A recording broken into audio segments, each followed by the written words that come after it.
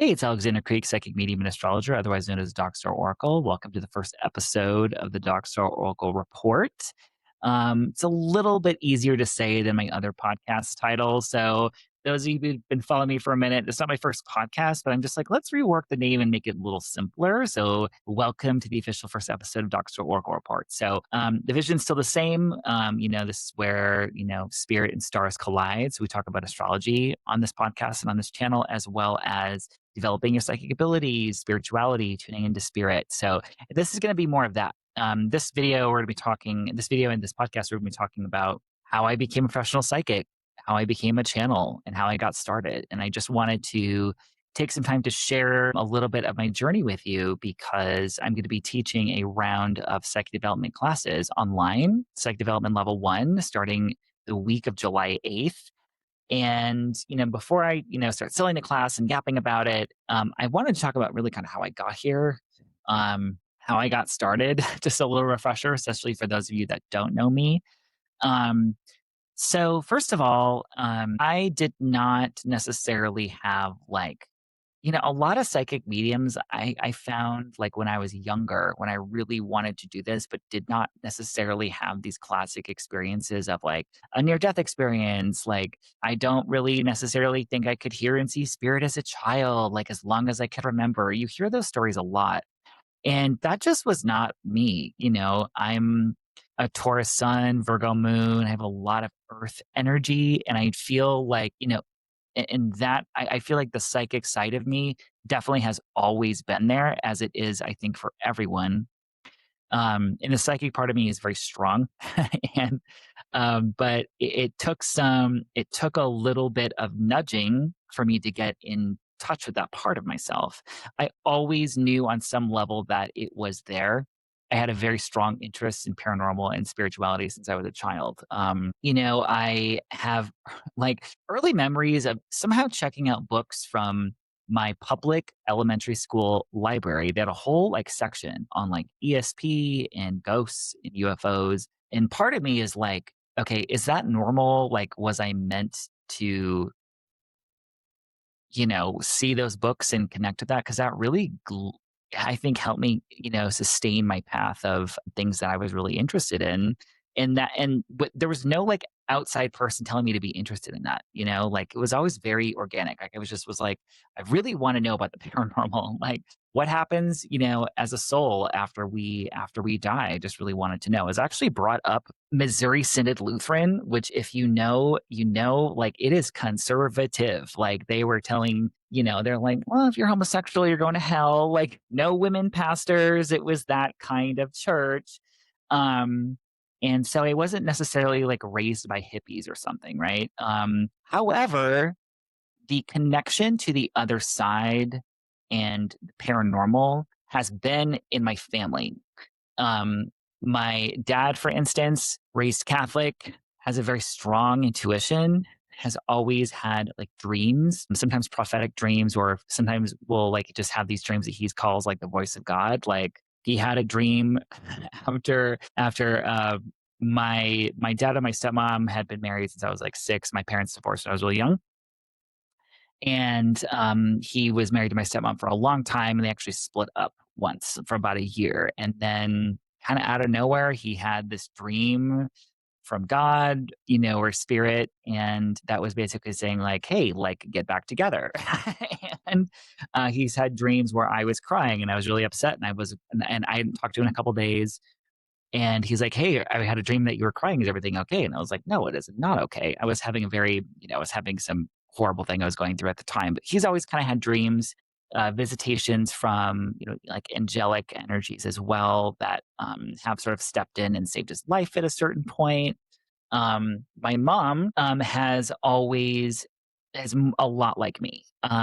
Has When I was little, was having some experiences with spirits from the other side, passed over loved ones coming to visit and say hello, and she would, have dreams that would come true, just sort of know things about people, and was very interested in spirituality like I was. So my interest was definitely supported, but it wasn't necessarily like I was pushed this agenda, essentially. So I will say about my mom, when I taught my first round of psychic development classes in like 2017, she was my first student and is now like a full fledged psychic medium herself.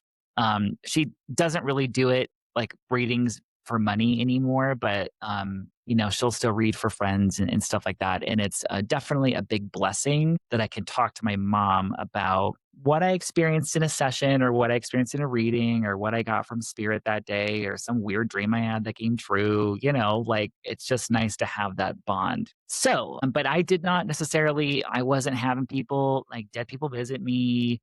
There wasn't necessarily, these sort of stereotypical experiences that I was having just a strong interest in it. And looking back, there were there were signs, like I remember I forced my sibling like into a closet and I was like, "Okay, I'm going to send a picture from my mind to your mind and I want you to write it on this piece of paper." Like I was like forcing her to like practice her ESP with me. So there were signs, right? So, but no one I knew did this kind of thing. I just was really driven by my interest in my connection to the universe and to my soul that was like, hey, you should like check this out. So, I had actually been, so I had been connecting to metaphysics and spirituality really since 2009 because I started studying numerology during my freshman year in college. I kind of just found it that in astrology. Astrology gradually kind of came later, but numerology was my first thing.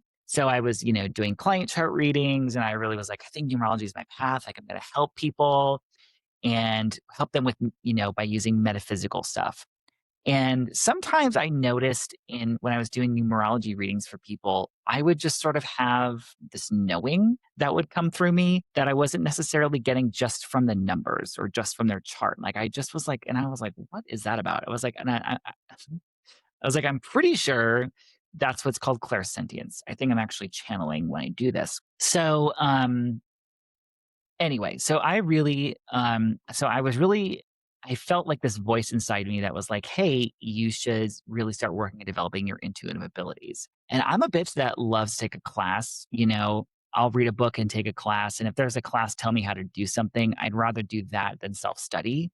But I started doing self-study and meditation but I just remember there was an in-person little one-off workshop in Sioux Falls, South Dakota, where I lived, and it was like $5, and it was like, "Come explore your intuitive gifts." And I was like, "Okay, sure." I like went with a friend, and and one of the first exercises, and I can still remember this, was we all put like personal objects like car keys or something like into a box. And the teacher just sort of handed out these objects to people that belonged to, it's like, so we were basically practicing psychometry. So feeling the energy within the object that belonged to that person.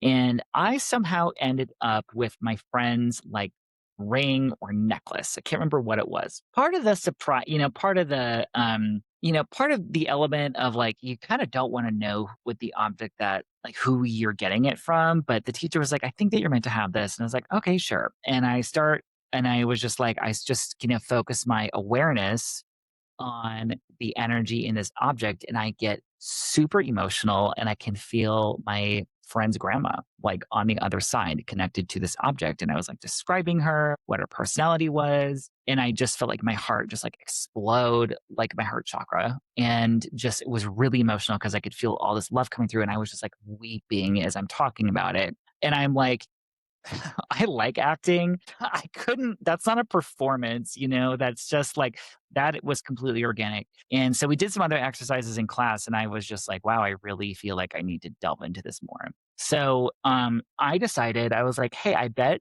this is like the year was 2014, 2015. And I was like, I bet that there is classes I can take in this. Someone has to be offering some sort of magic psychic school online. I'm going to find out who this is. And I ended up finding this teacher that taught psychic development that was like this psychic. And their, philosophy was like, hey, everyone is psychic to a certain level, like on a certain level is a natural thing. You can definitely develop it like a skill or a muscle, and you can take classes in it.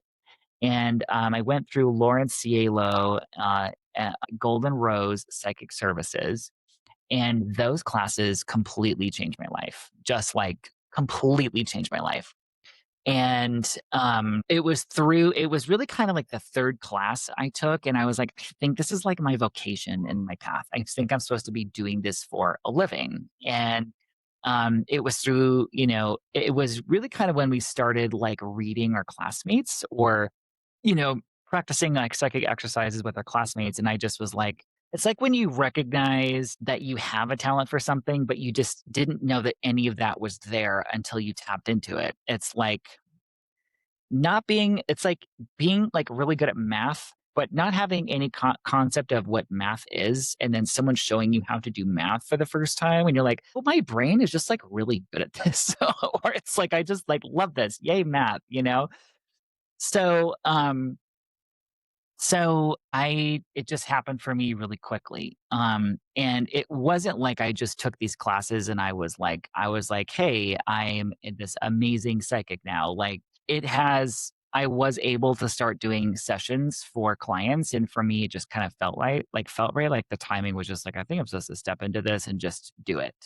But obviously, I mean, I guess obviously to me, I have honed this craft for years, like, since that point in time, because psychic development, it's not like one day you just discover you have a gift and then that's it. I mean, for me, it's a skill and it's a practice. And it's also a devotion to spirit because for me, it's almost like when I work with clients, it's almost like my ministry, like connecting to spirit and connecting to our guides and connecting to the universe. It just feels like this like sacred work I'm doing somehow. And it's like, how cool is it that we are not alone? That like we have a team of spirit guides and angels and past our loved ones around us. And like spirit is always here to support us. And like the universe is much weirder and much cooler than any of us really ever taught. So those classes that I took gave me the initial tools I needed in my toolbox to practice my connection to my higher mind, to practice connecting to spirit and allowing this information to flow through. And, my connection and I think my skill has gotten gradually stronger and better just because of like the years of doing it, the years of practice. And it was through those initial classes that I sort of was able to connect to my own like personal gifts, like what I'm good at in a session, my own kind of, I had this visualization kind of come through like maybe like a year ago. And it was like I saw my own connection to like the higher realms. And it was like I was looking at this like stone like ladder and there's like moss on it and it looked really ancient. And to me, it was sort of like my mind kind of conceptualizing or visualizing, like, hey, like, why is it that we can connect up? And so my own practice has evolved over the years. I started connecting with the Akashic Records, which my own practice has definitely evolved and changed over the years. I definitely always connect to the Akashic Records now when I do a session, or at least most of the time I'll connect to the Akashic Records. The Akashic Records is its own separate conversation, but I kind of consider like when I am in a session, my own awareness of my channeling space and my psychic space, my intuitive space, whatever name I'm calling it each day. I always change what I'm calling it each day. I really settled on psychic medium and channel though. My own space has evolved a lot. My initial tools that I learned in 2015 have changed a lot. And I've gotten a lot. And I look back at those days and I was like, I think about how nervous I was in sessions. I think about how much I really put myself out there. But my own space has just gotten a lot more confident because I think when you do it long enough, you see the evidence. It's like, you're like, okay, like I've had all these things like, come true or come to pass, these like predictions and things. And over time, you just get a lot more confident about what you're doing. But my own space has changed a lot. I connect to the Akashic Records in my sessions, and I just kind of consider that like, hey, it's like this higher place I kind of go to where I start, which kind of allows me more access to your spirit team and your guides and that kind of thing. And my own relationship with my spirit team, I put so much more trust in my guides and my angels and my teachers and loved ones that are around me as well to help me, just help me on my path and help me in my life. And it's like I'm really able to kind of walk my talk now. And I think back when I first was starting and back in the day, it was like there wasn't as much trust. I'm like, well, theoretically, I can trust them, but I'm not, but it wasn't necessarily like lived experience. So I have a lot of evidence and a lot of trust built up over the years. And I think as I get older, more and more of my natural gifts just kind of are opening up more and more and more. So that's where I'm going to leave this for now. I'm going to talk in this next video slash podcast on psychic development 101. Like, what are the steps to develop your intuitive abilities. And what do we mean by psych? So look for that in the next podcast episode. I'm going to release both these simultaneously. So let's get to that. So talk to you soon. If you're watching, if you're vibing with this video, make sure that you like, subscribe, leave a comment, and check out the psychic development classes linked in my bio or at dogstaroracle.com. Again, those start July 8th. I'll talk more about that in my next podcast.